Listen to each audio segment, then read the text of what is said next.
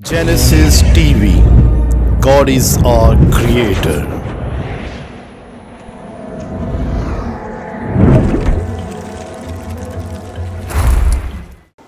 बाप और बेटे अरुल कुदस के नाम से आमीन।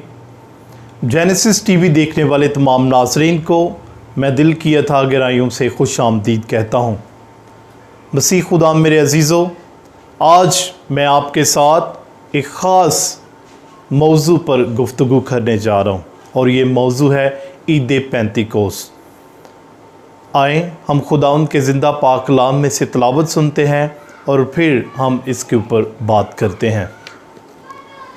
रसूलों के अमाल उसका 2 बाब और उसकी पहली आयत में यूँ लिखा है, जब ईद खमसीन का दिन आया तो वो सब मिलकर एक ही जगह में जमा थे और यकबारगी आसमान से ऐसी आवाज़ आई जैसे तुंद हवा का सन्नाटा होता है, और उससे सारा घर जहाँ वो बैठे थे गूंज उठा और आग के शोले की सी ज़बानें उन्हें दिखाई दीं और जुदा जुदा होकर हर एक पर ठहरी, और वो सब रूह अल कुद्स से भर गए और दूसरी ज़बानें बोलने लगे जिस तरह रूह ने उन्हें बोलना अता किया।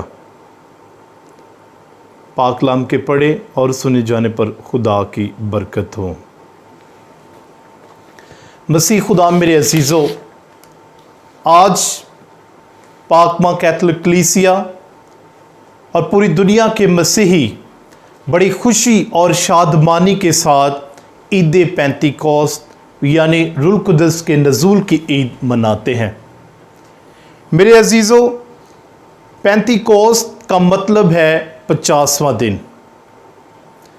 खुदावंद यीशु मसीह मुर्दों में से जी उठने के बाद 40 दिन तक मुख्तलिफ़ जगहों पर, रसूलों पर और मुख्तलिफ़ लोगों पर ज़ाहिर होता रहा, और 40वें दिन खुदावंद यीशु मसीह ज़िंदा आसमान पर जाता है। और आसमान पर जाने से पहले खुदावंद यीशु मसीह रसूलों से ये वादा करता है कि मैं तुम्हें यतीम ना छोड़ूंगा, बल्कि मैं तुम्हारे लिए एक मददगार भेजूंगा। और वो मददगार, वो वकील, वो कौन है? वो रूह कुद्स है। मेरे अजीज़ों, खुदाम यीशु मसीह के आसमान पर जाने के 10 दिन बाद, 40 दिन पहले और ये 10 दिन, 50वें दिन खुदावंद यीशु मसीह अपने वादे को पूरा करता है। और जब रसूलों के अमाल की जो भी तलावत मैंने पढ़ी है, जब रसूल मामकसा मरियम के साथ बाला खाने में दुआ में मशगूल थे, तो यकबारगी आसमान से रूह कुदस नाज़िल होता है। रूह कुदस उन सब पर आग के शोलों की मानंद और मुख्तलिफ़ ज़बानों की सूरत में रसूलों पर नाज़िल होता है, और वो सब रूह कुदस से भर जाते हैं और खुदा के नाम को इज़्ज़त और जलाल देना शुरू कर देते हैं। मसीह खुदा मेरे अजीज़ों, ईद पेंतिकोस्त को कलीसिया के जन्मदिन की भी ईद कहा जाता है, क्योंकि इस दिन हकीकत में पाक माँ कैथोलिक कलीसिया का आगाज़ होता है।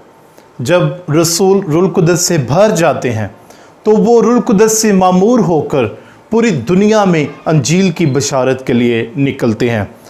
खुदावंद यीशु मसीह मुक़द्दस यूहन्ना के मुताबिक अंजील उसके 14वें बाब में आसमान पर जाने से पहले रसूलों से ये वादा करता है और लिखा है, और मैं बाप से दरख्वास्त करूँगा और वो तुम्हें दूसरा वकील बख्शेगा कि अब तक तुम्हारे साथ रहे, यानी रूह अल हक, जिसे दुनिया पा नहीं सकती, क्योंकि ना उसे देखती है और ना उसे जानती है, लेकिन तुम जानते हो क्योंकि वो तुम्हारे साथ रहता और तुम में होगा।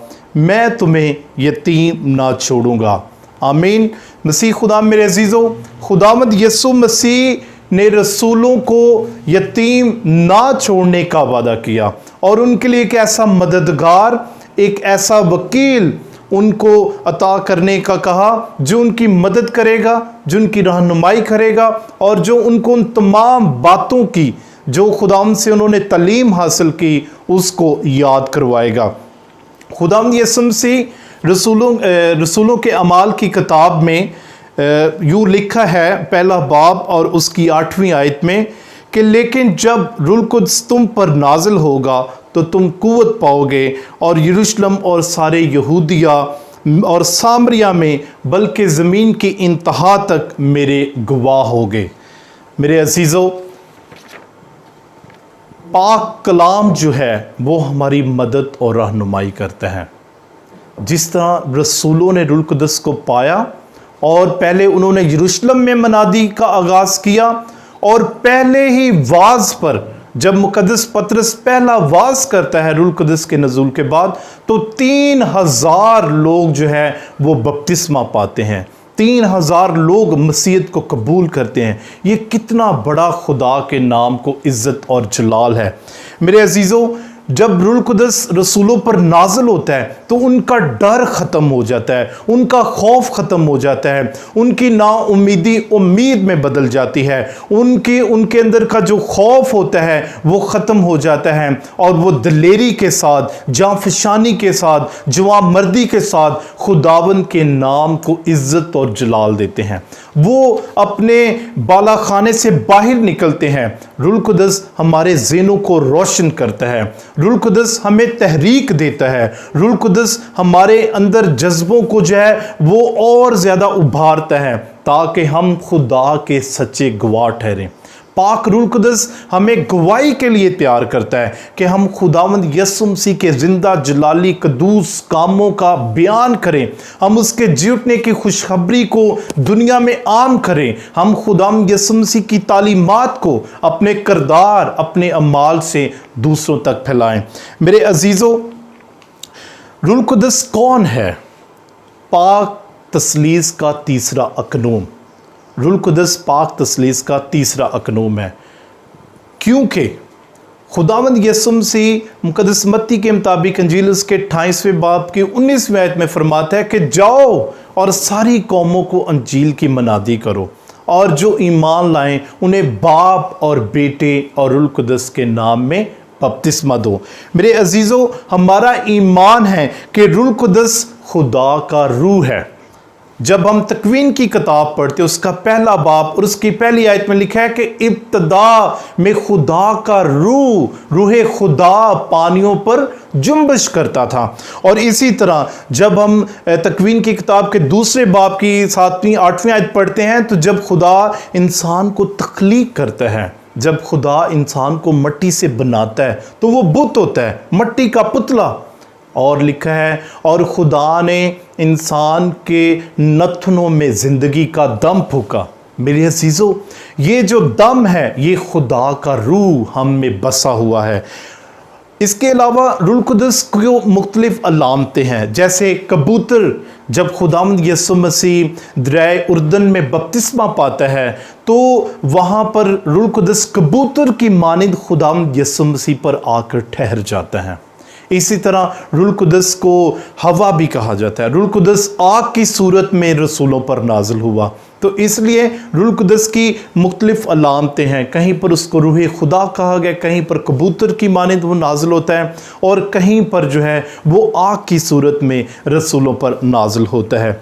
मेरे अजीज़ों, कायनात की तख्लीक के आगाज़ पर जब खुदा का रूह पानियों पर जुम्बिश करता है तो बहुत बड़ी तब्दीली आती है। कलाम मुक़द्दस में जहाँ जहाँ भी खुदा का रूह जो है उसका ज़िक्र आया है, वहाँ वहाँ पर बहुत ख़ास तब्दीली हुई है। मसलन इब्तिदा में खुदा का रूह पानियों पर जुम्बिश करता है तो कायनात तख्लीक हुई, ये कायनात वजूद में आई। और इसी तरह जब खुदा के रूह ने इंसान में फूंका गया तो इंसान जीती जान हुआ।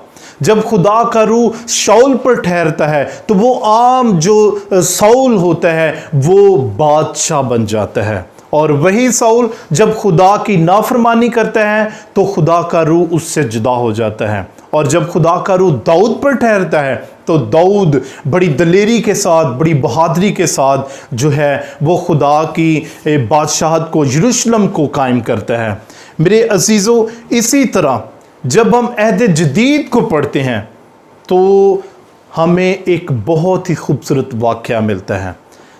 जब हम मुक़द्दस लूका की इंजील का मुताला करते हैं तो वहाँ पर जब जब्राइल फ़रिश्ता माँ मुक़द्दसा मरियम के पास आता है, तो जब्राइल फ़रिश्ता जब मुक़द्दसा मरियम को सलाम पेश करता है तो मुक़द्दसा मरियम जब्राइल के फ़रिश्ते को सुनकर हैरानगी का इजहार करती है कि जब वो कहता है कि सलाम है मरियम पुरफ़ज़ल, तू औरतों में मुबारक है और मुबारक है तेरे पेट का फल यसू।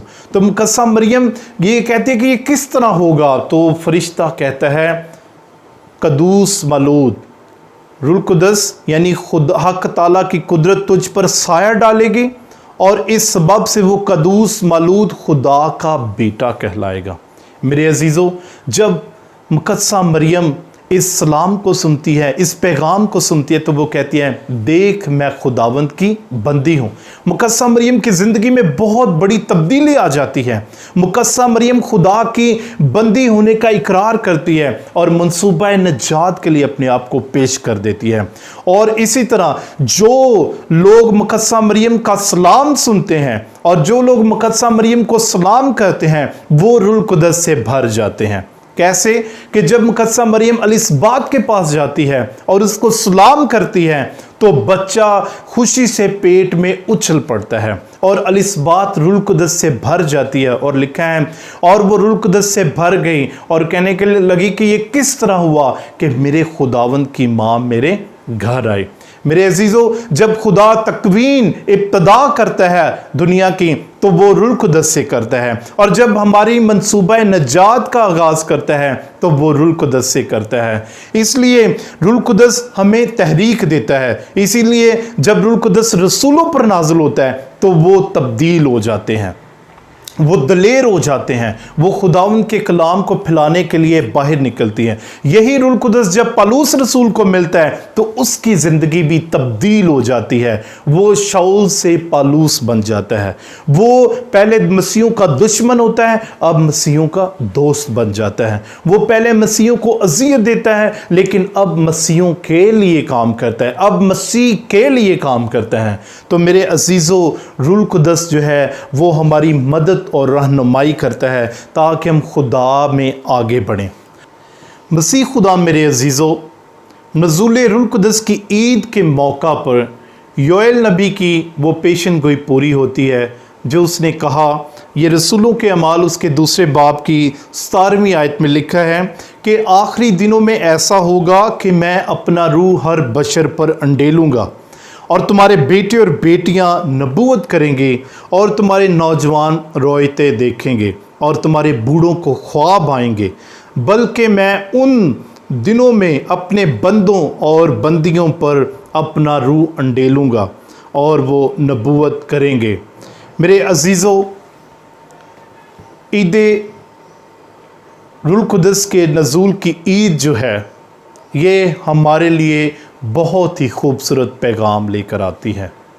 ये ईद हम सब की ज़िंदगी को तब्दील करने की ईद है। ये ईद खुदावंद यसु मसीह के नाम की गवाही देने की ईद है। ये ईद हमारे हकीकी तौर पर मसीहत के आगाज़ की ईद है। ये ईद मसीहत के जन्मदिन की ईद है, क्योंकि इस ईद से जब रूह कुदस नाज़िल होता है, रसूल जो है वो रूह कुदस से भर जाते हैं तो वो खुदावंद के नाम की गवाही देने के लिए निकलते हैं। आज हम सबों को भी खुदावंद यसु मसीह के नाम की हकीकत में गवाही देने की ज़रूरत है। बहुत सारे लोग कहते हैं कि मुझे रूह कुदस मिला है, मैं रूह कुदस से भरा हुआ हूँ, पाक रूह मुझे मिला है, लेकिन पाक रूह कुदस की कुछ नेमतें और खूबियाँ हैं। मैं आप सबके साथ ये शेयर करना चाहता हूँ, जैसे मोहब्बत, खुशी, सलामती, सब्र, मेहरबानी, नेकी, ईमानदारी, हलीमी, परहेज़गारी। ये गलातियों के नाम खत उसके 5वें बाब की 22वीं आयत में लिखा है, जिन लोगों में खुदा का रूह काम करता है, जिन लोगों में रूह कुदस बसा हुआ है, वो इन खूबियों से भरे होते हैं। उनमें मोहब्बत होती है, उनमें सब्र होता है, उनमें मेहरबानी का जज्बा होता है, वो हलीमी और फ़रोतनी से भरे होते हैं। बिल्कुल उसी तरह जिस तरह मुकस्सम मरियम ने कहा कि देख मैं खुदावंद की बंदी हूँ, मेरे लिए तेरे कौल के मुआफिक हो। मेरे अजीज़ों, रूह कुदस हमें हिकमत बख्शता है, रूह कुदस हमें समझ अता करता है, रूह कुदस हमारी सलाह करता है। यानी जब हम कोई गलत काम करते हैं, गुनाह की तरफ माइल होते हैं, तो पाक रूह हमारी सलाह करता है और वो हमें गुनाह करने से रोकता है। रूह कुदस हमें ईमान की मजबूती बख्शता है, रूह कुदस हमें जो है वो इल्म अता करता है। पाक रूह कुदस वो खुदा का रूह है जो हमारे अंदर इल्म के सोतों को जो है वो निखारता है और हम इल्म से भर जाते हैं। रूह कुदस हमें दीनदारी का दर्स देता है और रूह कुदस हमें हमारे अंदर खुदा के खौफ को पैदा करता है। मेरे अजीज़ों, ये ईद हम सबको दावत देती है कि जब हम खुदावंद यीशु मसीह के नाम में बपतिस्मा पाते हैं, जब हम खुदावंद यीशु मसीह के नाम में, जब हमारे वालिदैन गिरजा घर में हमको लेकर जाते हैं और जब काहिन हम पर सलीब का निशान बनाकर ये कहता है कि मैं तुझे बाप और बेटे और रूह कुदस के नाम में बपतिस्मा देता हूँ और पानी अंडेलता है, तो उस वक्त हम खुदा के बेटे और बेटियां बन जाते हैं।